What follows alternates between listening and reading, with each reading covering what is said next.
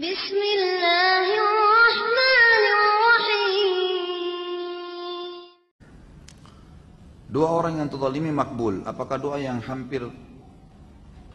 doa orang yang hampir meninggal juga makbul? Saya kepikiran dulu saya dan teman saya pernah dibilang jangan pernah bohong. Kalau kalian sampai bohong lagi, kalian akan kena penyakit lupus di umur 24 tahun.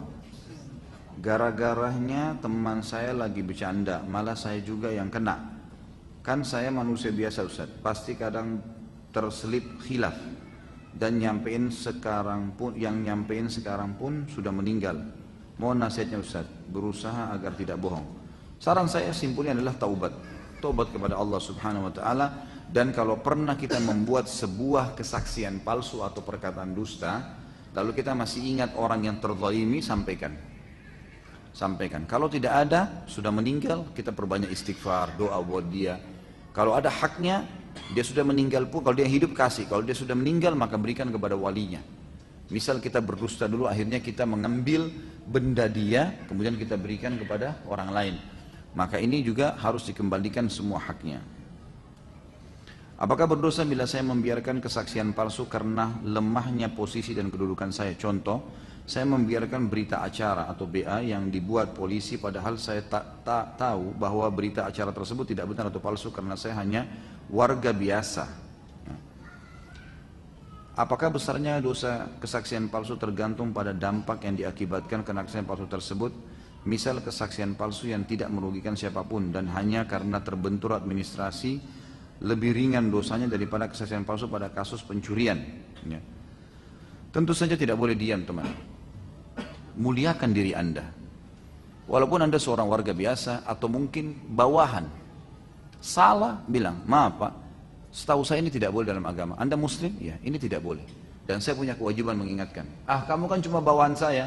Ya, tugas saya menyampaikan. Mungkin di kantor ini saya bawahan. Tapi dalam agama, status kita sama. Gitu kan? Gak ada masalah. Insya Allah, dia mau buat apapun dengan kita. Allah maha kuasa terhadap dia. Banyak kasus ya. Dan contoh-contoh seperti ini. Allah Subhanahu wa taala memberikan pertolongan dengan caranya terhadap orang yang terzalimi. Banyak, gitu kan? Jadi jangan diam, Saudara. Buktikan, kita harus gentle sini. Salah nggak bisa, siapapun dia. Saya kalau lagi menghadapi masalah di dalam keluarga saya pun, walaupun itu orang dekat dengan saya, kalau salah, nggak ada ceritanya gitu. Makanya kalau ada keluarga yang mau datang konsultasi dengan saya, sudah tahu kalau sama saya yang benar-benar, yang salah, siapapun itu. Kita tanggung jawab di hadapan Allah Subhanahu wa taala ya. Jadi jangan teman-teman sekalian, jangan memberikan kesaksian palsu atau membiarkan sementara kita tahu. Ingkar mungkar wajib. Kalau kita sudah ingatkan dia tetap mau jalankan, ya sudah. Terserah dia, tapi kita sudah lepas dari tanggung jawab hari kiamat. Ingat selalu hadis Nabi SAW. Siapapun yang melihat seseorang berbuat kemungkaran lalu dia tidak memungkiri, maka orang tersebut akan datang hari kiamat mencekik orang ini dan berkata di hadapan Allah, ya Allah, orang ini lihat saya berbuat kemungkaran dan tidak diingatkan. Sekarang saya tuntut. Bahaya kan? Akhirnya pahala kita diambil. Ingkar mungkar aja pada saat itu. Besarkan jiwa nih, gitu kan? Besarkan jiwa, harus bisa belajar untuk meluruskan kebenaran, dan kebenaran ini memang butuh jiwa yang besar. Kalau masalah dosa kesaksian palsu apakah sesuai dampak dan akibatnya? Jawabannya iya tentunya, pastinya iya.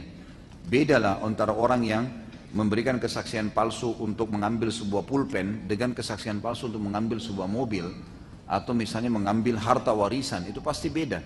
Tapi tidak ada secara khusus hadis-hadis Nabi SAW yang merincikan satu persatu. Tapi yang jelas efek itu berpengaruh. Pasti akan ada efeknya. Ya, lebih besar maksud saya. Ya, karena makin besar efeknya, maka makin besar juga dosa yang didapatkan.